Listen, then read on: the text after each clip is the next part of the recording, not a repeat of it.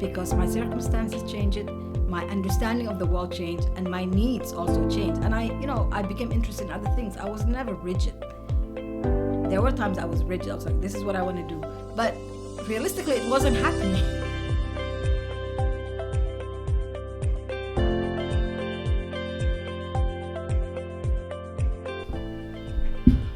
Welcome to another episode of Innovation Somalia. I am your host, Abdul Ali. I'm coming to you from Columbus, Ohio. I'm really excited.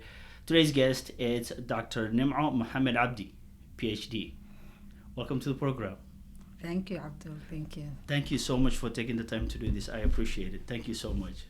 I know we're all busy and kids and all that, so it's thank you for taking the time. Looking your bio is quite impressive.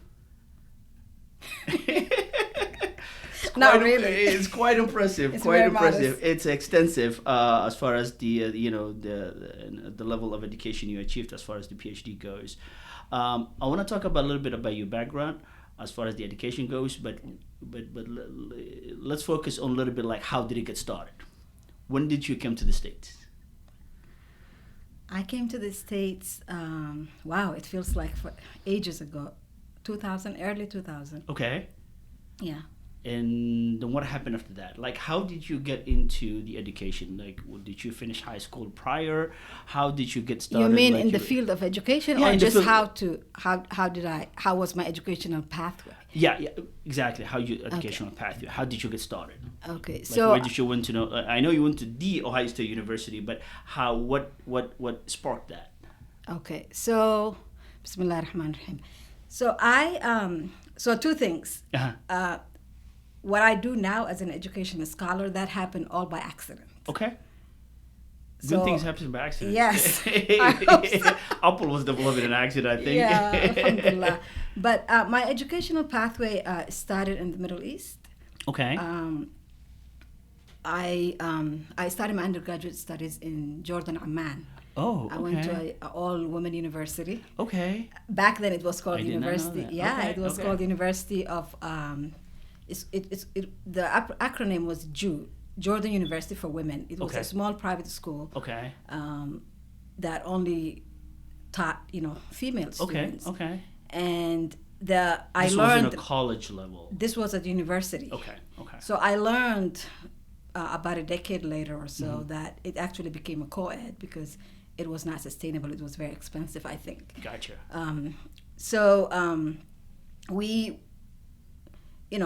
I went there from Egypt, from Cairo, where my family was at the Okay. time, and we studied there for about 2 years. Okay. And then I went to that's what I'm saying. This all happened by accident. Then I went to University of Addis Ababa Okay. for about a year. Okay. And then years passed. So that is like way before coming to the States. Yes. Right? So that's how my higher education Did it start pathway. in Egypt or did it start in Oman? The university started in Oman. Okay. Jordan, Amman, not Okay. Oman. Okay. Amman. Jordan, Amman. Okay. Yeah. Okay. And then because in those part of the world, How was the process of getting there, Jordan, Amman? Like, how did you get to Jordan, Amman? because at the time my family we were living in Egypt, Okay. Cairo, Egypt. Okay. So okay. my family So the whole paid. family moved. No. Hey. I just went. By yourself? My 2 cousins and I. Okay. Three girls. For just the school. Just for school. Okay. And that's why we couldn't finish because Okay. it was a private school and it Okay. was very expensive. So we had an aunt, Uh-huh. Amina Aden, Okay.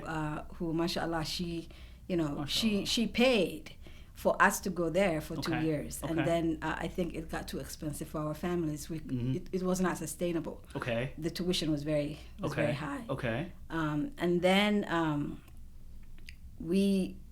the 3 of us went to Addis Ababa because one of my aunt moved there. Mm-hmm. And we went to Addis Ababa University for about a year.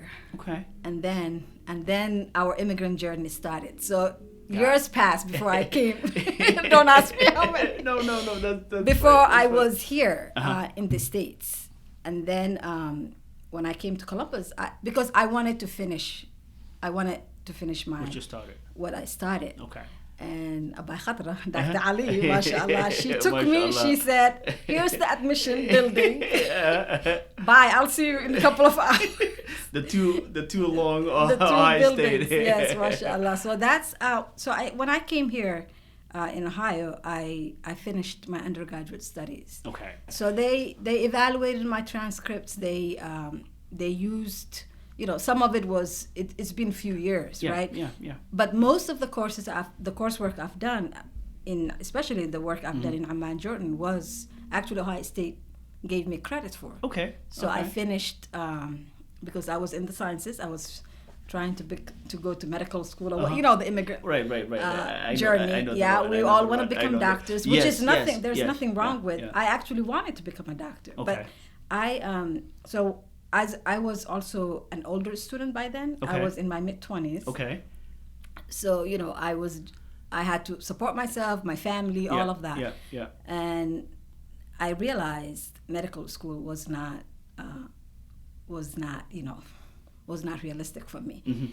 And then I was also very much involved in some projects I've done to finish my, like the honor thesis project, Okay. to finish my undergraduate work. Okay. So I was volunteering my time in this lab in one of the junior faculty at the microbiology department here at Ohio State, and he said, Nimo, do you want to work for me after you finish? Uh-huh.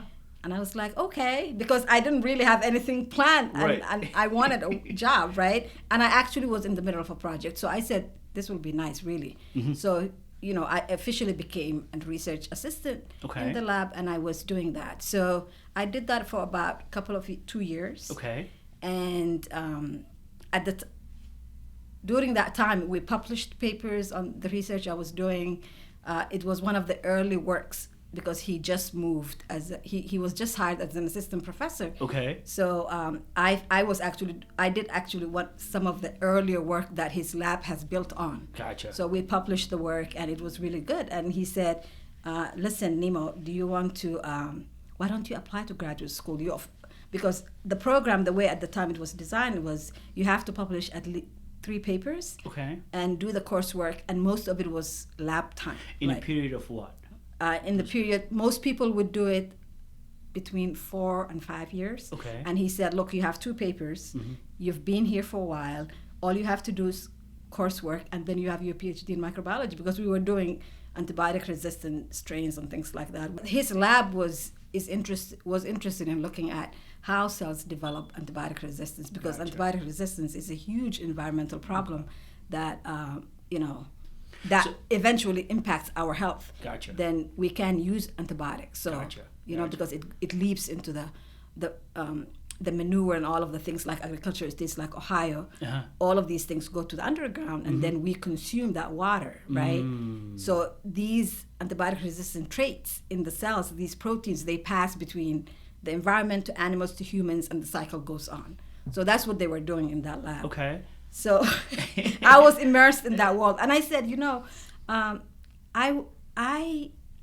couldn't see myself, because the way lab work is that you would spend maybe 12, 14 hours in a day doing your bench work, right? Like experiments. Okay. And there were other people in the lab. Sometimes a whole day would go by, and I wouldn't have spoken with a word. Just not because I'm introvert. Yeah. I'm introvert, Okay. but also because it's just a very individual work, right? Okay. And I was struggling at the time. Also, I had a side gig. I was interpreter. Okay. A freelance interpreter. Okay. So I would go to the hospital. That is the classic immigrant way. Yeah, Just a bootstrap. I would interpret for those ladies in the maternity ward, or because our building was also next to the. I don't know if you're not familiar with the Ohio State campus. Our building was right next to the hospital. Okay. So it was easy for me to set up my experiments sometimes. And if I worked for this company, as a freelancer, they my say, son was Nimo. born there. Yeah. I know that. So, Nimo, do you have a moment you want to go?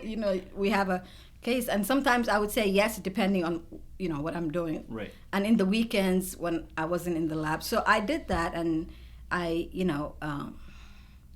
knew I wanted to be working with people, right? I wanted to do something that was impactful and meaningful to my community. At the same time, I was also small group of us at the Ohio State. We were like under 10 people at the time, Somali, right? Somali students. Right. We organized a tutoring program for immigrant kids. Okay. So there was this West High School that was a high school in the west part. I forgot the name. I think it was West or something. Okay. So we would go there once or twice a week, and we would volunteer to tutor immigrant kids. They were mainly Somalis and Mexican, like his Latinx community, right? Yeah. So I'm in my lab thinking about what the next step. At that time, I have never been inside an urban high school in America, right? Because I didn't go to school here, and my younger sisters were in school, but they were in schools in the suburbs. Right. So I was actually quite shocked to see how the intensity of it was a very interesting place. I mean, in a way, there were police officers, there were gun detectors when you go. I was like, is this a school or is this a war zone, right? Right. So I kept thinking a lot about that. And then when I'm not doing my work at the lab, I was interpreting at the maternity ward. You know, when babies come, it's a very, alhamdulillah, it's a very surreal thing, right? When you see a child come to the world, right? Yeah. And then the following week, I may be downtown at the court interpreting for Somali mothers who have, their children are going through the legal system, like juvenile issues and things like that. So I'm like, you know what? I'm doing this ribosome stuff. This, it was not engaging to me. And I was having a second thought about it. I don't want to spend my life being in a lab when the issues are very pressing, right? That I really cared about. I was seeing things that our community was experiencing in a very intimate way, right? Going to juvenile centers, going to schools, hospitals, and I was like, I don't know if I want to do this. I don't know if I want to spend the coming 3 years doing ribosome, and then after that, setting up a lab or whatever, right? Yeah. So I told the professor I was working for, Kurt Frederick. At the time, do you had a mentor? No. Okay. Abay Khatra was my mentor. Okay. We would talk, and but I wasn't connected to other. Like I was just connected to Abay Khatra. I mean, that's all I knew, right? And I was like, you know what? There are all these issues, and Abay Khatra. I remember we were having this conversation in the library, in the science library, in science and engineering library one night, and she's like, she said, you should really follow. You should really follow your heart and do what you care about. Right. Who cares about job security and things? You would find a way to eat. Yeah. Right. Yeah. If you care about the issues. At the end of the day, yeah. Yeah, alhamdulillah. So, I quit my job, and I have an auntie who. So this is the community, right? The community that we never do things on our own. We're always part of community. People who are helping us, right? You're absolutely right. So I have an aunt in Atlanta, Georgia, who started a small school. So I called her up and I said, hey, I want to come visit you. I've never been there before, right? She said, come, and then I went. I was impressed what they were doing. She started the school at her home. Okay. And and I was like, this is amazing, these little kids. Yeah. She started because she didn't want to take her own child to school, to public school. Yeah. So she's she invited other Somali kids, and then it just grew from there. At the time, she had about maybe 60 students. Okay. And they were 60. Okay. But they were expanding. So inside a home.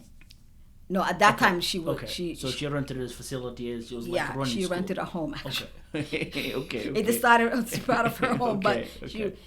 And it was at the time it was an elementary school. Maybe she had 1 or 2 kids who were doing middle school. Okay. So I hanged out there for a couple of weeks, and I was like, I really want to. I love this. I love teaching little kids. Yeah, I want to be a part math. of this. She's like, you want to help out? I said, yes. Then I came back to Columbus after a few weeks, and I told my boss. I said, look, I'm done. I'm not doing this Right. anymore. He's Yeah. like, Nimo, are you crazy? You're almost there. You just need to. And I've been also taking courses at that point. Okay. Because, I thought, okay, I'm Right. here doing the work. Why Is- not, The courses related to the work lab? to the Or- PhD in to the the molecular PhD. biology, Okay, right? okay, In the okay, microbiology okay, department. Okay. So he said, look, you're almost close. I said, look, I'm going to be frank with you. My heart Yeah. is not in this. Right. So he's like, okay, Nimo, Yeah. if you change your mind, Yeah. we're here. Your bench is here. So I went there and I worked in her school for a year and a half. Okay.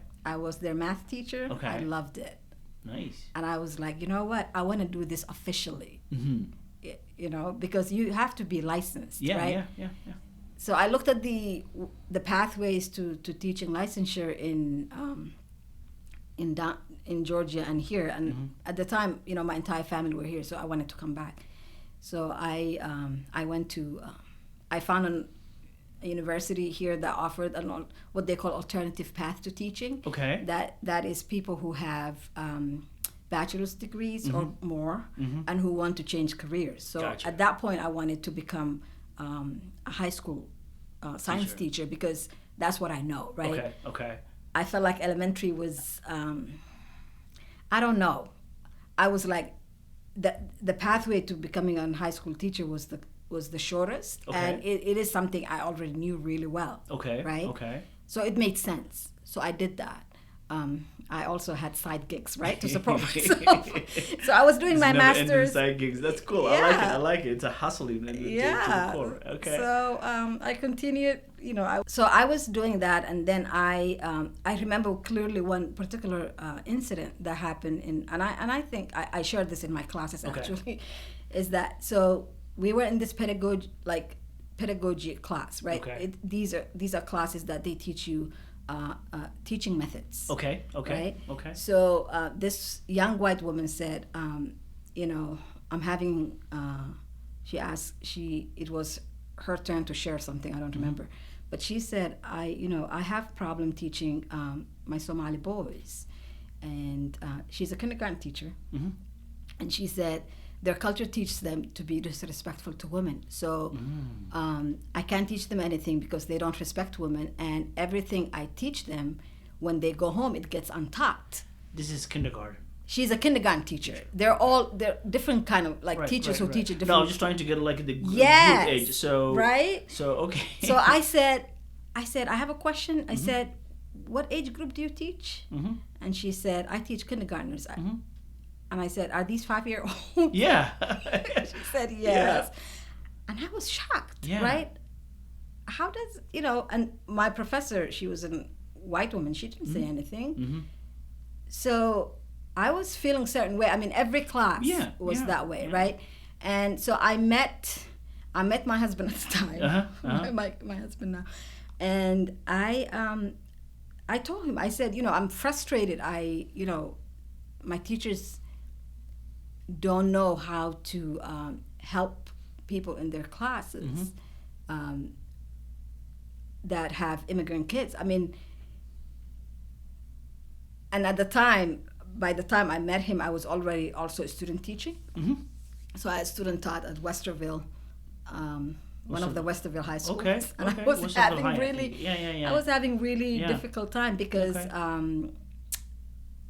it was not a good experience. They were having trouble having a Somali woman in the classroom. The person they placed with me for my longer period, first they placed you there for, I think, 6 weeks. That used to be the program. Kind of give you an idea of, what is. If you want to do this or just kind of. No, it was part of the class, one of the classes. Okay. And then that is that is before you do your full student teaching. I think most universities do that. And then you do a full semester of student teaching where you're literally in the schools and you are teaching. And you have a teacher that you work with closely and you teach most of the time.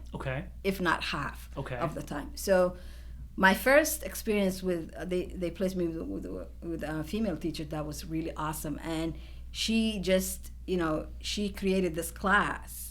she became the ESL science teacher. Okay. Even though she was not trained as such, right?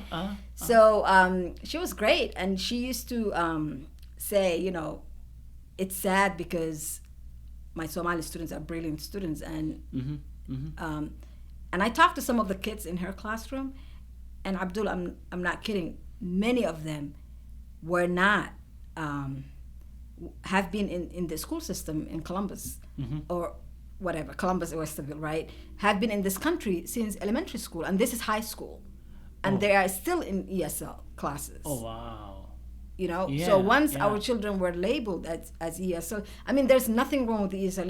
ESL is a great program. Right. It's a good transition for a lot of kids who don't speak English as their native language.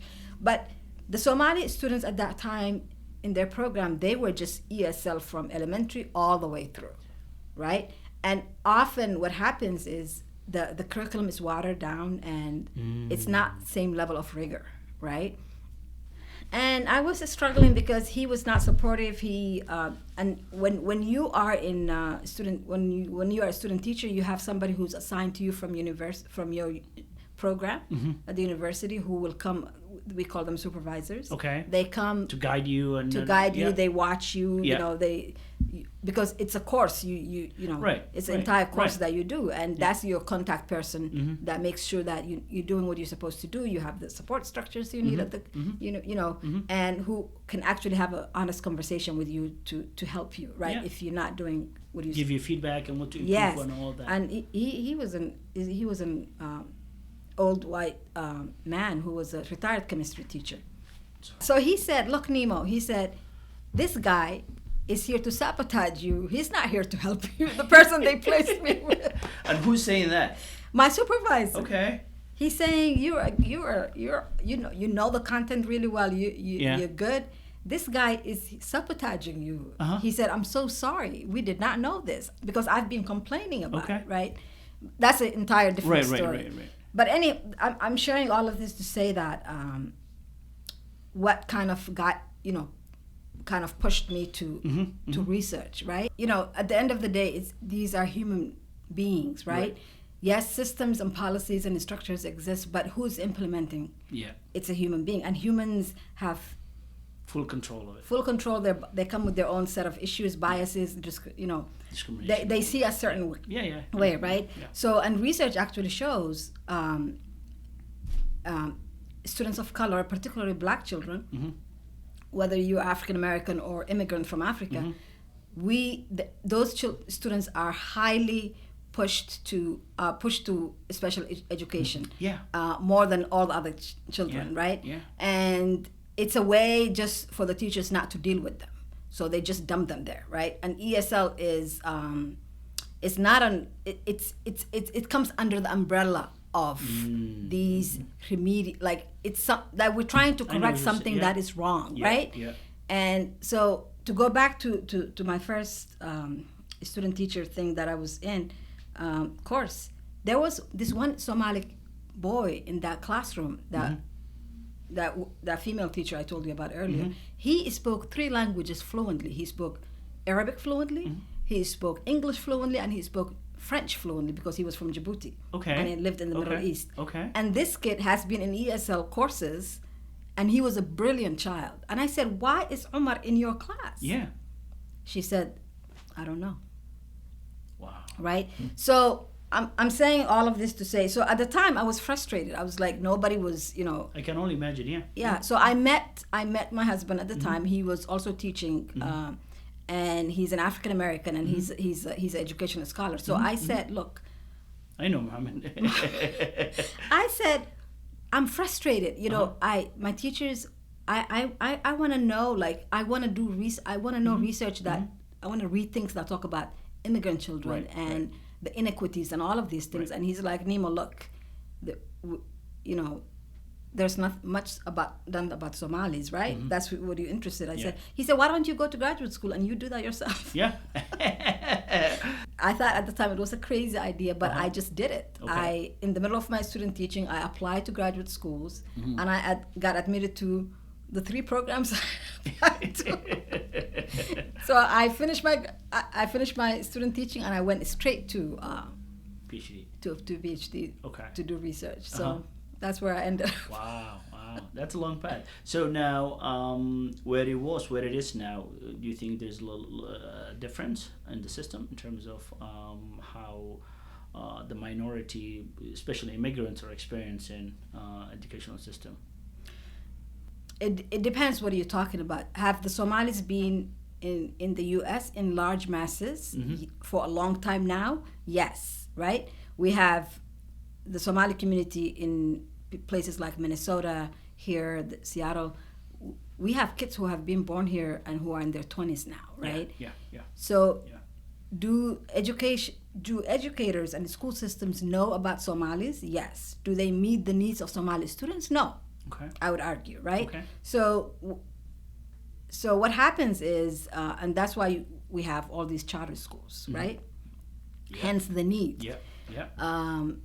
So the thing is,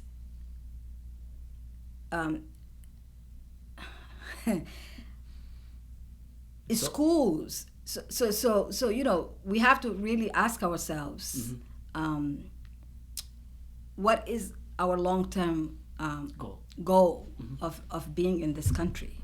So these are some of the fundamental questions we have to think about. What is the status of immigrant education in this country now? I think the immigrant story is complex, and it's nuanced. This country is, besides the Native Americans and African Americans who have been brought here as as enslaved, right? They were not born slaves; they were enslaved by Europeans. Yeah.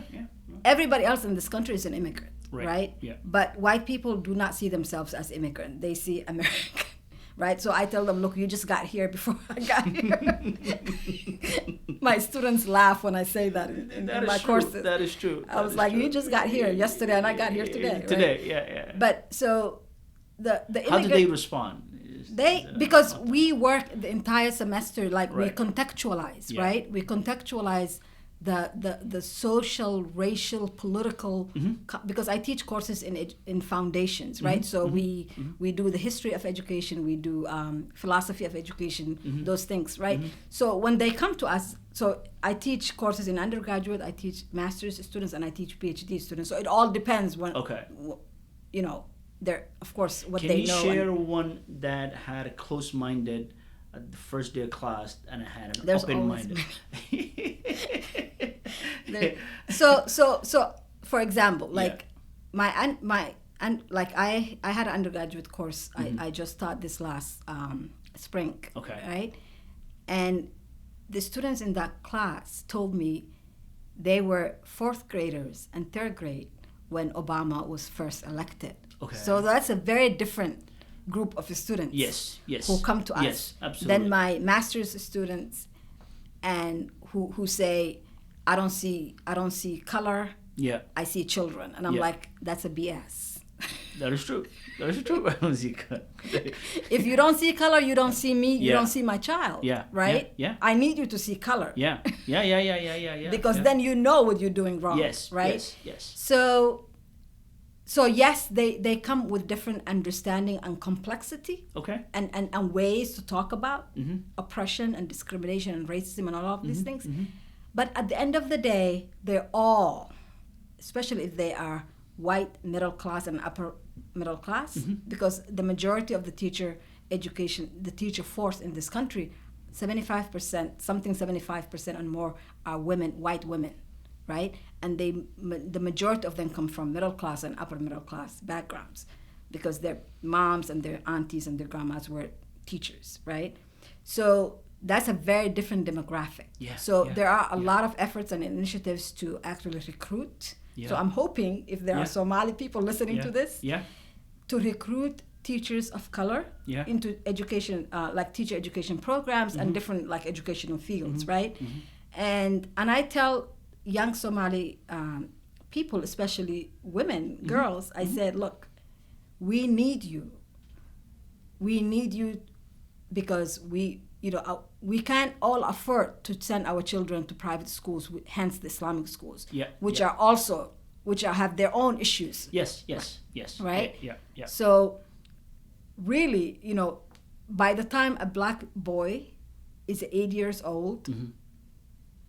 He's been already broken. He doesn't want to do school because, the way there's a lot of research, and this is some of the writings that I'm doing in my work, is that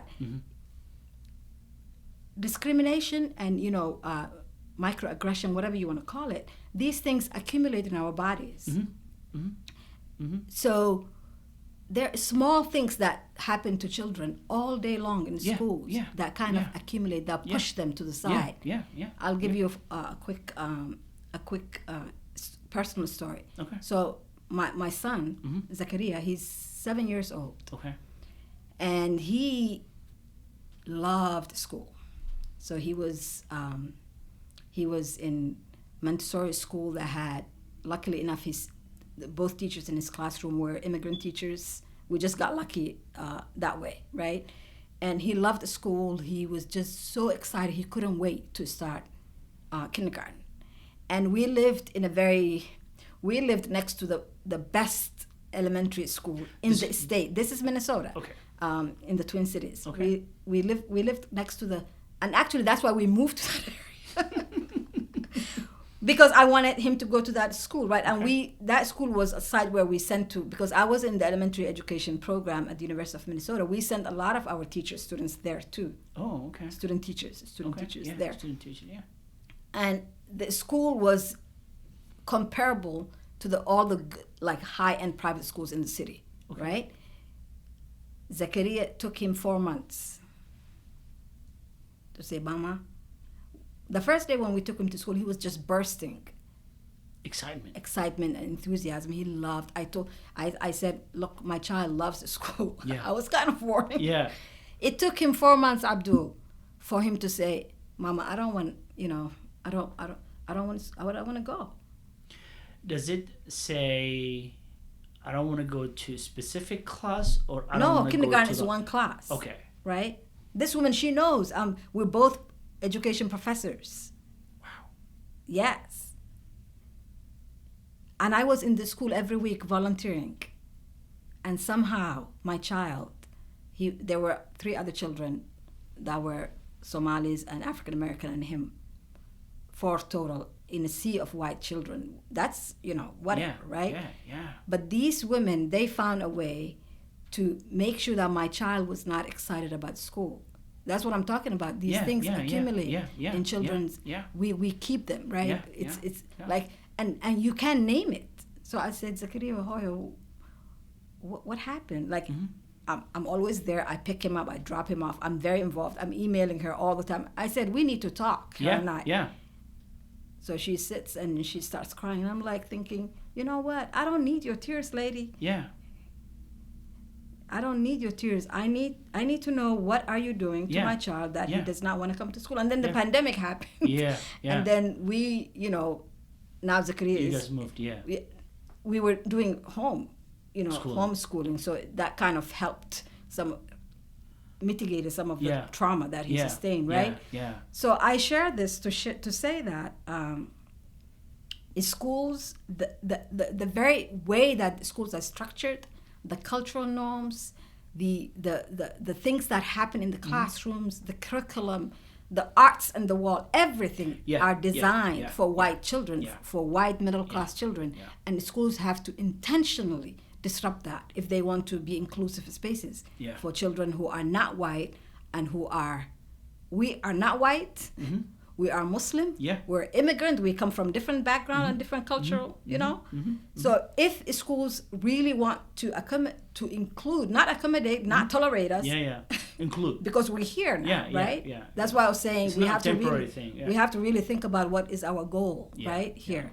And we are part of other communities that are also being marginalized, oppressed, whatever you want to call it. So I always say, we can't see our issues separate from issues of other groups that have been marginalized, especially African Americans and other immigrant groups that have been here longer, right?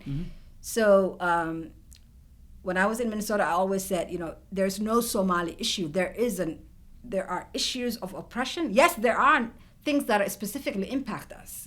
I'm not denying that. Right. But we also have to work to our work should not be only our little individuals, our little own community, Yeah. because we can never do anything that way. Right, because right. there has been a long tradition in this country. Yeah. That's why we're here, right? Yeah. There's a long tradition of African American activism and civil rights. Mm-hmm. That's why all these other groups came to this country post 1967, because the immigration before that did not. Only Europeans were allowed to come to this country, right? So because of the civil rights movement, immigration then opened. There were legislatives that were actively sought to open immigration to people who are called in this country people of color, right? Yeah. Asia, Africa, Latin America, in large numbers. So the immigrant story is a complex. It is. It's a nuance, Yeah. and our is a little part of that puzzle. It's a little part of that puzzle. Yeah. And we're focused on within our community. We can't see outside the community. You can look at the picture if you're part of the frame, right? So you need to have to step back and really look and examine.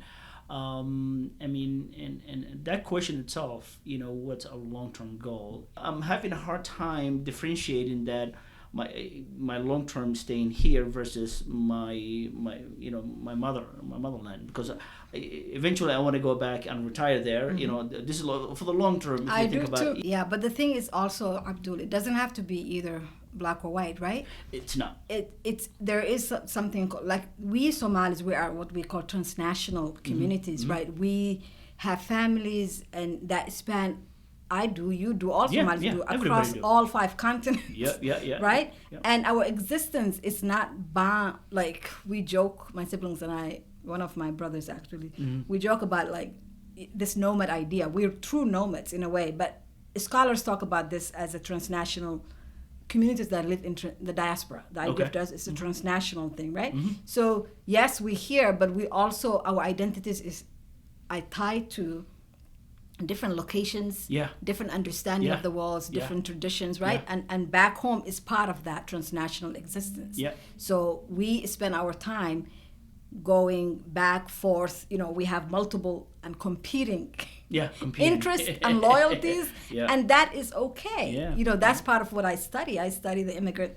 Yes, I study the larger socio-cultural context of education when it comes to immigrant children, but I also study how immigrant communities, because immigrant communities, I believe, especially the Somalis, because I'm Somali, I think, is that we have this rich knowledge, and our people are just brilliant in not only surviving these different contexts that has been thrusted upon us, right, but actually thriving, right? So there are a lot of Somalis who are just doing amazing things everywhere. Yes, we have our own challenges of, surviving the racism, the discrimination, the poverty, the things that come with being refugees. Yes, we do, but we also have tremendous. We have a lot of people who are doing really good and who show our young children that these things are possible, right? And I think what you're doing here is really good, because we don't want to only hear right the things that are not working. Like we critical education researchers, we focus on the things that are not working to make sure that the systems are fixed. Right, because you guys working on solution, right? Solution is knowing the problem and really, dismantling that problem. So the whole focus is just. But also, we also need to highlight and celebrate the success of our community and the things that we're doing well, right? Which I think we have a lot of that. If there was somebody that's out there listening to you, and kind of impressed by the path that you take to get to where you are now, but at the same time not sure they will make a difference, having some sort of doubt, what advice would you give them? That's a good question. It's very humbling. First of all, I'm not perfect. My path is crazy. There are a lot of younger Somalis who have done extremely well. You and I both know, right? Who went through school in a more traditional way and Yeah. became doctors, lawyers, what have Yeah, you, yeah. teachers. Yeah. But there's also one thing I would say. But there's also the good thing about this country, and I lived in other countries, Yeah. especially in the Middle East and Yeah. in Africa, is that because of how economically this country is situated, there are opportunities. We cannot deny that, right? Right. Yes, there are challenges. Yes, we have to fight them. Yes, we have to. All of these things are true, but there are tremendous opportunities in this country. And the good thing is that one thing I would say is continuously keep moving, never stop. Sometimes the path to the goal is very clear, and sometimes it's not, right? And also stay open. Like I started wanting to become a doctor. I wanted to become an infectious disease expert as a young child. I didn't know what that was. I just knew I want to do something with malaria and stuff. You know, those are lofty things. And then life happens, you know. But along the way, I shifted because my circumstances changed, my understanding of the world changed, and my needs also changed. And I became interested in other things. I was never rigid. There were times I was rigid. I was like, this is what I want to do. But realistically, it wasn't happening, right? So continuously keep moving. Sometimes you know where you want to go. Sometimes you don't. Take advice. When people give you advice, don't be arrogant. Take it. And, you know, just when doors open, when one closes, another opens. I truly believe that. And, you know, you pray on it. You do istikhara. You pray on it. You say, tawakkaltu ala Allah. At the end of the day, what are you going to lose? One person told me when I was finishing my undergraduate, I'm always a little shy, as in maybe it's an immigrant. You know, white students, they're very aggressive. They want this, they demand things. You give them a grade letter, they come back, professor, well, you know. But we immigrants, at least me, if a professor told me, you know, this paper was not good enough, I would go and say, what can I do to fix it, right? Yeah. I would never argue back or whatever. Or you never challenge. Yeah, so maybe that's just where we come from. But I'm saying this to say, don't be arrogant. When people give you advice, take it. Sometimes there are people who are there not to help you. Yeah. Move on. Always find allies. There are 10 people who want to help you if there is one person. I came to this country, when I went to Ohio State, I didn't have a penny to pay, and I didn't live in this country for a long time, so I didn't qualify for in-state tuition. I have my paper that said I was a refugee or whatever, right? And the woman, I'm still to this day, I'm so grateful to her. She looked at me, she said, Nimo, I'll give you money if you prove you can get good grades this first semester. I'll pay. I still remember her name. What's her name? Sharon Miller. Sharon Miller. She's a woman of color. She was in the financial aid office for minority students. Shout out to Sharon. Yes, yes. She said, Nimo, I'll pay for these 3 classes you registered for at the end of the semester. That time it was quarter. At the end of the quarter, if you show me you have good grades, I'll give you a scholarship. I waited. When the grades popped up on that screen, the next morning I called her. I said, Miss Miller, where's that scholarship? I didn't pay anything. I mean, I kept up those A's and she gave me. So what I'm saying is that I'm very humble that people really want to help you, right? If you find one nasty person, just move along. Yeah. Always find allies. Yeah. There are opportunities in this country, and stay. You know, be humble. When people give you advice, take it and keep moving. We'll leave it at that. Keep moving. Be humble. Always take advice. Find allies. And never stop. And never stop. And remember, one yes outweighs million no's. Yes. Thank you so much. Thank you for having me. It's a pleasure. I appreciate it. Thank you.